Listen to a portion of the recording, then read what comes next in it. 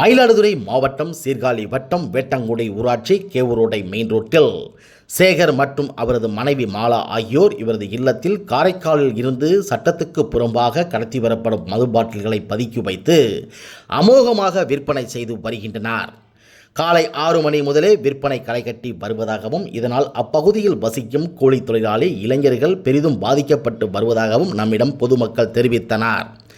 காவல்துறையினர் இவர்களை எத்தனை முறை கைது செய்தாலும் எந்த பலனும் இல்லை என்றும் மீண்டும் மீண்டும் இவர்கள் இதே தொழிலில் ஈடுபட்டு வருவதால் இவர்கள் மீது கடுமையான சட்ட நடவடிக்கைகள் காவல்துறையினர் எடுக்க வேண்டும் என்று பொதுமக்கள் மற்றும் சமூக ஆர்வலர்கள் கூறி வருகின்றனர். இவர்கள் வீட்டின் அருகே உள்ள செயல்படாத சுகாதார மைய கட்டிடத்தில் சட்டத்துக்கு விரோதமாக மது விற்பனை நடைபெற்று வருவதாகவும் மாவட்ட காவல் கண்காணிப்பாளர் இவ்விஷயத்தை உரிய நடவடிக்கை மேற்கொள்ள வேண்டும் என்றும் பொதுமக்கள் நம்மிடம் தெரிவித்தனது குறிப்பிடத்தக்கது.